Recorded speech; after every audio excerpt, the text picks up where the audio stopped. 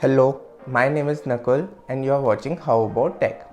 Today we will talk about iPhone 6s and we will try to answer the question, is iPhone 6s still relevant in 2021? Who is this phone for? Or whether you should consider buying this or not in 2021. So let's begin. 6s was launched way back in 2015 and it is a 6-year-old device. So why are we talking about it in 2021? And you might ask, why 6s? Why not any other iPhone from the Apple lineup? And an answer to this question is, this is the last iPhone from the Apple lineup to get the latest iOS 14 update. Yes, let that sink in. A 6-year-old device is running on the same latest iOS version as that of iPhone 12, which was launched recently. And this is the cheapest new iPhone which you might buy from the market right now, which runs on the latest iOS version, and there are chances that this phone might also get support for upcoming iOS 15 just because how good this phone actually is. Let's start off with its design. It is a very compact phone. It fits perfectly in one hand and you can navigate all the parts of the screen without the need of using your other hand. It looks very stylish, very modern and refreshing, and it doesn't feel like a cheap budget smartphone.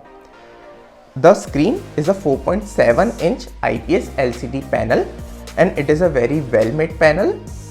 It has great viewing angles as well as it is also very bright so that you won't notice any problem even outdoors under direct sunlight.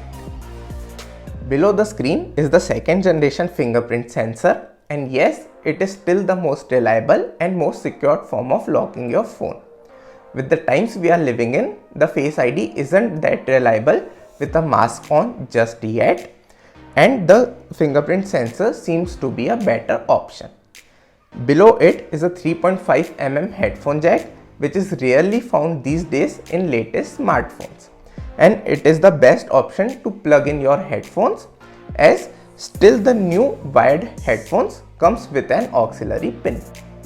Now let's talk about its cameras. It has total 2 cameras, a 5 megapixel front facing selfie camera, which is a pretty mediocre camera, but it is totally usable for casual selfies or for video calling. At the back of it is a 12 megapixel camera, and one might assume it to be a pretty average camera, but believe me, it is still very amazing.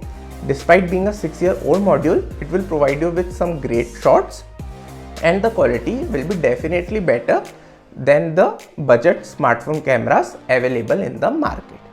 And yes, it misses on some additional camera modes due to the lack of additional cameras at the back, but you can buy separate lenses from the market like this one I have right here, and you can clip it on to the main camera and take additional shots like telephoto shots, macro shots or wide angle shots.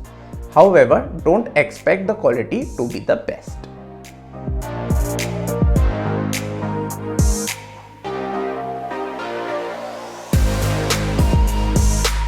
Moving on to the battery life. This phone has an average battery life, but thanks to how well optimized iOS is, this phone should last you easily a day for low to medium usage. But if you are planning to play games on this phone, or if you watch a lot of content online, you will have to definitely charge this phone at least twice in a day. Although this phone only has a RAM size of 2 GB, but again, thanks to how well optimized iOS is, this phone feels super fast and it doesn't lag. You can have multiple applications up and running in the background without making the phone slow. You can even play high quality games on this phone. You can play heavy games like Call of Duty without any slowdowns or hiccups. However, sometimes you might feel this phone is getting heated up with long usage of the phone. It also has many other great features, such as it has Siri at your command to provide you with all the vital information and to do all your tasks without even lifting your phone. Also, this was the first iPhone to implement the 3D touch technology. However, this feature isn't present in the latest iPhones, but honestly I miss this feature as it opened up for many new possibilities of using your phone. Now let's try to answer the question, who is this phone for? First of all, if you are an Android user, never had an iPhone and want to know what's all the hype around the iPhone, you can experience it with the help of iPhone 6s without breaking the bank. There is no point buying an expensive smartphone for Rs 70,000-80,000 and then regretting later if you doesn't like the user experience. So a smart thing to do here is that take baby steps, start with iPhone 6s, and if you like the user experience and the experience of iOS, you can buy a more advanced and latest iPhone. Or if you are a person who only uses his or her phone for very basic needs and you don't care for all those extra bells and whistles, this might be a very good smartphone for you as it is a very good budget smartphone for most casual users. So this phone doesn't have all the latest and the greatest features you might find on a latest smartphone, but surely it has all the right ingredients which make it a very good smartphone at a very reasonable price. It will give you a very great user experience, a very premium smartphone experience, and the cameras also won't disappoint you. After all, they are iPhone's cameras. This phone is generally available at a price point of around 20,000 rupees for the 16GB variant, but in my opinion, you should look for at least a 32GB variant option. Thanks a lot for watching. Please give this video a thumbs up if you like the content and subscribe to my channel for more tech videos. Also, follow me on my social media handles. I will provide the link in the description down below to stay updated with the tech world.